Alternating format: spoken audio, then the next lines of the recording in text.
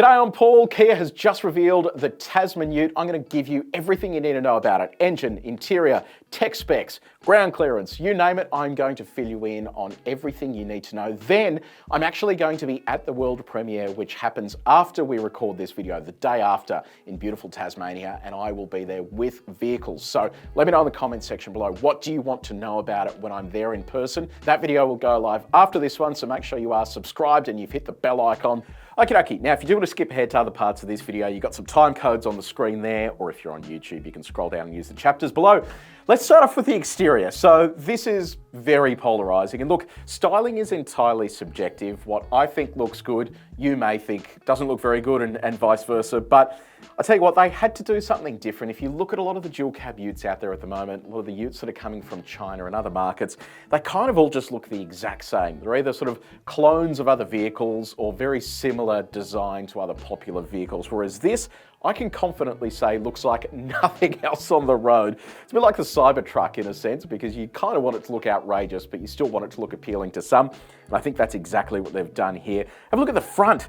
I mean, the front has like this waterfall drop-off, and it is really just in your face. I'm going to start off by talking about something that I noticed that could be a bit of an issue for off-road driving, and that is the headlights. So full LED headlights with that sort of signature LED daytime running light. But what you'll notice is that that headlight is integrated into kind of a wheel arch flare that runs along over the top of that front wheel.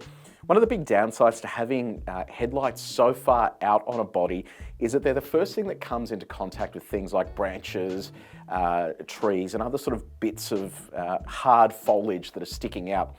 That is a problem if you're doing a lot of hardcore off-roading, because if you do smash the headlight, you don't have any headlights anymore, and they're expensive to replace as well, which is why you'll find a lot of manufacturers will actually try and push their headlights a little inboard so that if you do damage the outer edge, you're not compromising the vehicle's ability to have headlights. So just something interesting there worth pointing out. Big Kia logo on the front there, and they talk about a lot of cooling for this engine, not because it is an enormous engine. I'll run you through that in a second. And look, to be honest, just based on first look here, the engine actually doesn't look all that impressive. So, but they've got a lot of cooling there. Perhaps for future generations of this, we'll see, but it is there just in case they need it on the front. Now, if I go through the press release here, they say that the upright windshield and rear glass contribute to the Kia Tasman's bold silhouette, reinforced by the 45-degree angles of the vehicle's striking graphic elements. The unique fender design combines practical functions such as headlights, very practical, and storage units, demonstrating functionality and clear, confident design. I don't know what they mean about storage units, but apparently there's storage units there. You'll notice on that bonnet as well, there's like a plastic garnish that runs along the front there. This has a lot of angles. It is all just about giving you that sense of, I guess, confidence and style there without it sort of being too much like anything else on the market. And you can see here that they have really tried to differentiate it in that regard.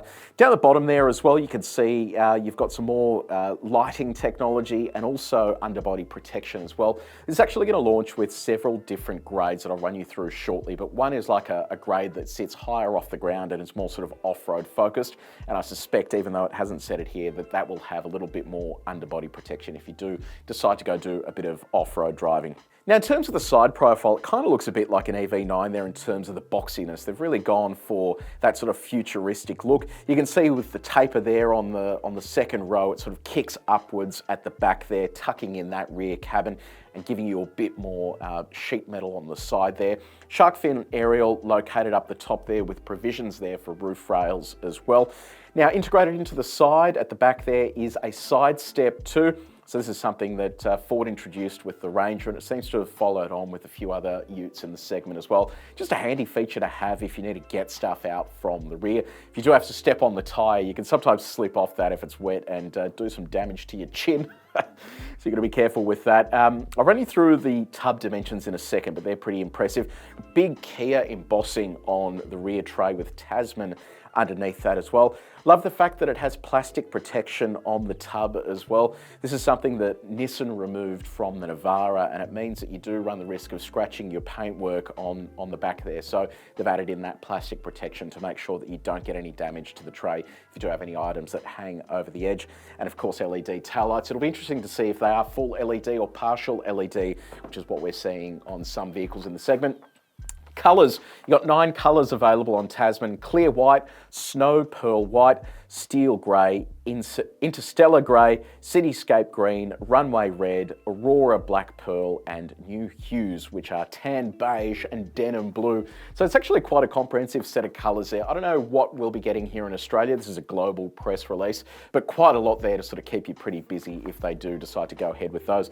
Now, the other interesting thing to note as well is at the rear, you've got a grab handle on that tray with camera mounted into there. Quite a sort of compact setup. I'm hoping that they have thought about stuff like hydraulics or a sort of a fall arrestor for that tailgate, because that is one of the annoying things with these new dual cab utes. When the tailgate is heavy, when they've added all the plastic and all the electronics within the actual tailgate itself, it is rather heavy to open and close. Probably not for some of you tough blokes out there, but certainly for me, it becomes a bit of a pain. So often they'll add something like a hydraulic or a torsion bar into there to make it a little easier to operate. Now, let's talk about tray dimensions. According to Kia, this is class-leading, best-in-class cargo capability. So we're talking about a load bed of just over 1,500 long. I'll compare this to a Ranger so you can kind of picture in your head what the differences are. Ranger comes in at 1,464, so the Kia Tasman is offering more load length. It also offers more load width, 1572 for the Tasman, 1520 for the Ranger, 1186 between the wheel arches. It is slightly less than the Ranger, but it makes up for it in depth, 540 deep compared to 525 with the Ranger. Now, they have boasted here as well that it has a maximum payload capacity of 1195 kilos, but the entire range will vary between just over a tonne to that figure there of just under 1.2 tonnes. A great thing, except that you do have restrictions on novated leases if the payload on the vehicle is above 1 tonne. And it appears, according to these specs, that none of the variants that they offer, even that higher spec variant, have a payload of under a tonne. So Mitsubishi had that issue recently, and they had to actually derate the Triton to under a tonne so that it could fit within that sort of narrow leasing category. So that is something to think about, and probably something that Kia will address, because I'm sure they're across this when the vehicle finally does go on sale in Australia, which is likely to be next year, 2025. Now, the other thing I'll mention as well about the tray, this is interesting. Kia has confirmed that we won't be getting some of these accessories, but globally they're launching with a tray that offers single deck, double deck, sports bar, and ladder rack. And get this, according to this press release, some of these configurations also include trunks equipped with butterfly doors and a sliding tonneau cover. Now, in my mind, butterfly doors are like a Lamborghini, and I sort of got pictures in my mind of these doors opening up. But I think it's some accessory where the rear cover on the tray actually opens up in that sort of butterfly configuration. But at this stage, we won't be getting that in Australia. But it's saying here that there'll be a total of 13 accessory products offered at launch, including 2 types of side steps and beadlock style wheels. Now, not actual beadlock wheels by the sound of it, just beadlock style wheels. And it is interesting they're talking about these double-decker trays. I wonder if that actually means you'll be able to get this from the factory, or perhaps as an accessory with roll-out drawers or something like that, because that is an accessory a lot of people fit to their vehicles, which will be very interesting to see. Inside the tray as well, quite a cool feature. You've got power outlets, 240 volts for the Australian market, 220 volts in other markets. Doesn't actually say how much power they supply, but it should be enough to run power tools and other bits and pieces. So very handy addition, and something that I think a lot of people are going to enjoy with this type of vehicle. So Tasman's going to launch in 3 different trim levels. It is going to be a base model double cab, X-Line and X-Pro. X-Pro is the name they use overseas for off-road friendly Kia products. We actually tested a Telluride X-Pro in the States, and that is kind of like a vehicle that's on all-terrain tyres, sits a little higher off the ground and just has a bit more sort of off-road intent. And it's the same story here with Tasman. So the X-Pro gives you better off-road performance thanks to sitting 28mm higher off the ground with a total ground clearance of 252mm, and that comes with 17-inch gloss black wheels with all-terrain tyres. The X-Line, stepping down from that, features a larger 18-inch alloy wheel paired with highway terrain tyres, and then the base model will just be the most conservative version of that. And in terms of the actual ground clearances, they range from between 224mm for the X-Line and the base model, up to 252mm for the four-wheel drive variant. And the base will be offered as a two-wheel drive or a four-wheel drive, so you'll have those two options, whereas the rest of the range is four-wheel drive. Also, just on four-wheel drive specs as well, 800mm wading depth, which is pretty impressive. That sort of matches with Ranger at up to 7 kilometres an hour. They actually said in the press release that they went to a fair bit of effort to shift things like the air intake, which now sits within the wheel arch, and then also move some of the controls as well to be higher, and also put waterproof connectors in place where you were going to have submersible areas, just to ensure that you're going to have everything that you need there for that 800mm of wading depth. There is some interesting stuff though with regards to the drivetrain. So let's hop over to the drivetrain and I'll run you through that. Now, I'm not gonna lie, this is probably a little bit disappointing. When we actually started going through this in our earlier videos, talking about the speculation of what's to come and how it's all gonna work, we thought, look, they're probably not just going to run with the same version of the diesel engine that we find in other Kia products, but it looks like that's what is going to be happening. Globally, the Tasman is going to be available in Korea with a 2.5-litre turbocharged 4-cylinder petrol engine. That makes 421 newton meters of torque. It's mated to an 8-speed automatic transmission, and it moves from 0 to 100 in 8.5 seconds. The Australian market, on the other hand, though, 2.2-litre, 4-cylinder turbocharged diesel, 8-speed automatic transmission as well, but produces 441 newton meters of torque and 0 to 100 in 10.4 seconds. So, I've got to tell you, in this day and age, when you see everything else that's on the market, everything that is coming from some of the Chinese brands as well, even stuff like the BYD Shark pricing at under $60,000 for a plug-in hybrid dual cab ute, I just wonder where they got the idea that 440 newton meters of torque was going to be sufficient. Yes, it does have a 3.5 ton brake towing capacity, but 440 newton meters of torque is right at the bottom of the pack there in terms of torque output. And for a dual cab ute that seats 5 people, has the capability of towing 3.5 tons, a payload of over a ton, I do suspect it will struggle a little bit with that power and torque output. I haven't driven it. I don't know if that's the case. Maybe it's lighter than the rest of the vehicles in the segment that don't actually have curb mass available here. So it could just be that it is lighter overall and the torque output won't be that big of a deal. But look, we'll have to wait and see see exactly how it performs. There is one more engine available, which is for the Middle East region, and that is a 2.5-litre petrol with an 8-speed automatic transmission. And they don't actually offer the outputs here, but I suspect it's naturally aspirated, or it'll just be a carryover of the Korean engine there with the turbocharged 2.5-litre. Now, in terms of four-wheel drive equipment, this is the other thing that I'm a bit miffed about as well.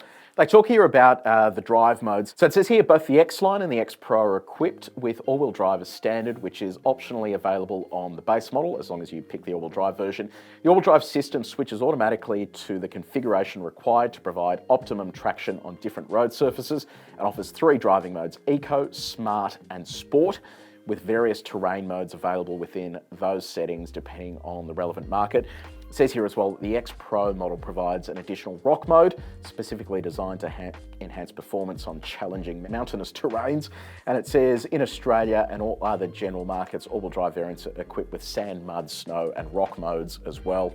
If you do jump up to the X Pro, it includes an automatically engaging rear electronic differential lock and X-Trek mode. X-Trek mode enables the vehicle to maintain a low speed off-road, so similar to that sort of cruise control off-road that you find in the 300 series Land Cruiser and in some Ranger variants.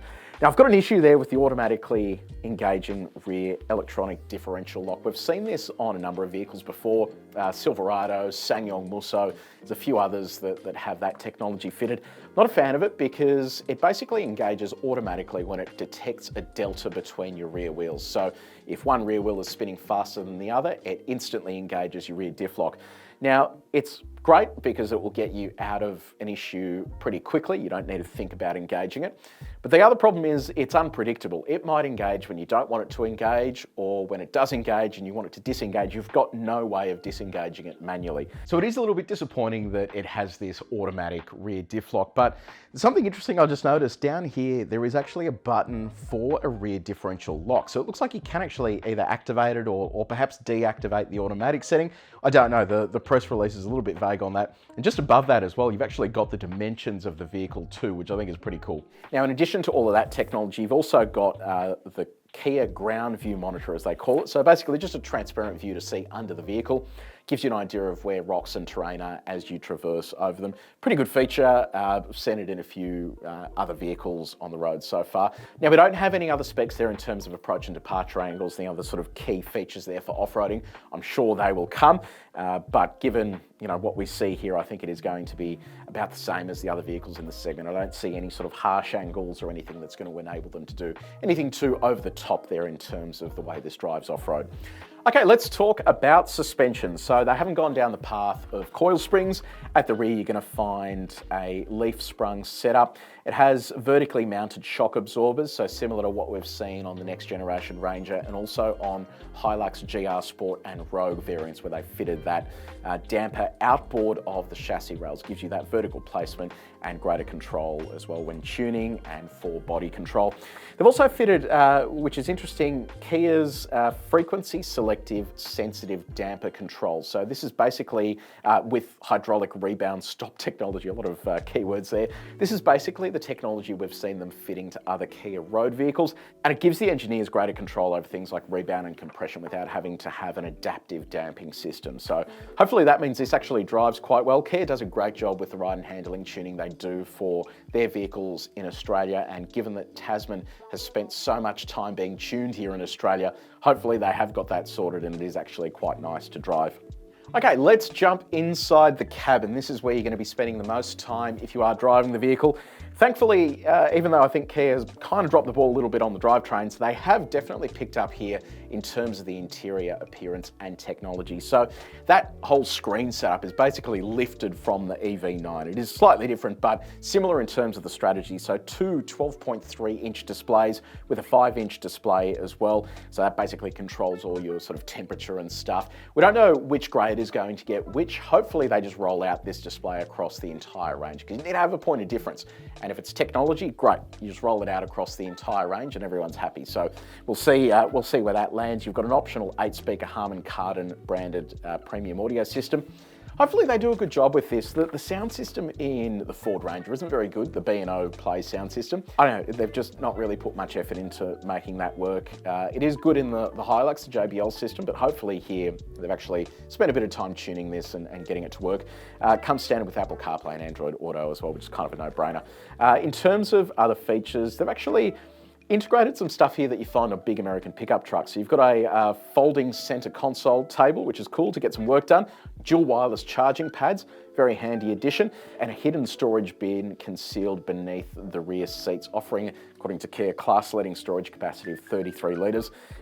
Kia Tasman also boasts best in segment headroom, shoulder room, second row leg room of 940mm, with rear seats able to recline between 22 and 30 degrees. We've seen that on the Ram 1500 before. Great feature. In terms of interior trims, you've got 5 colorways available: Onyx Black and Medium Grey, Espresso Brown and Onyx Black, who comes up with these names, Deep Green and Medium Grey.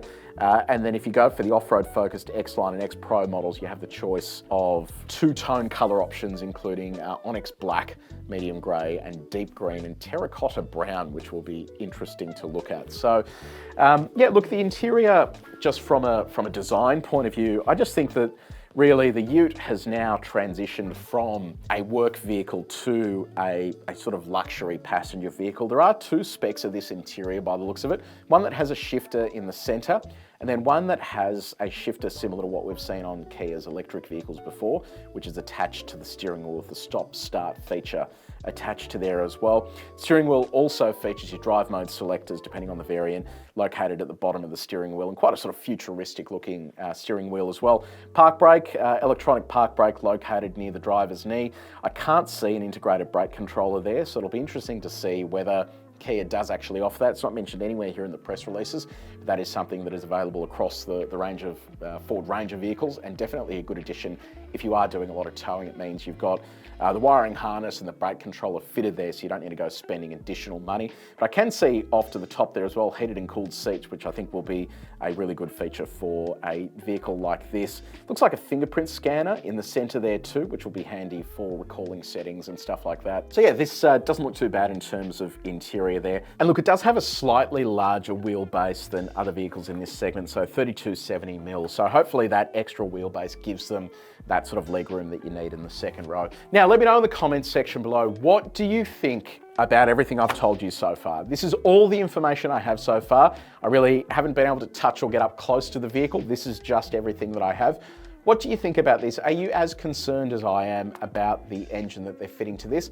Again, none of us have driven this, or probably none of us have driven this, so I don't know what it's going to be like in person, but the specs don't exactly bode well when you look at the rest of the vehicles in the segment, some of which offer 500 Newton meters of torque just in their base sort of 2-litre trim. So it is sort of behind the 8 ball as it launches straight off the bat. So let me know what you reckon in the comments section. How much do you reckon this is going to cost? Do you think they're going to go conservative with pricing to try and match some of the Chinese brands in the segment, or do you think they're going to go premium?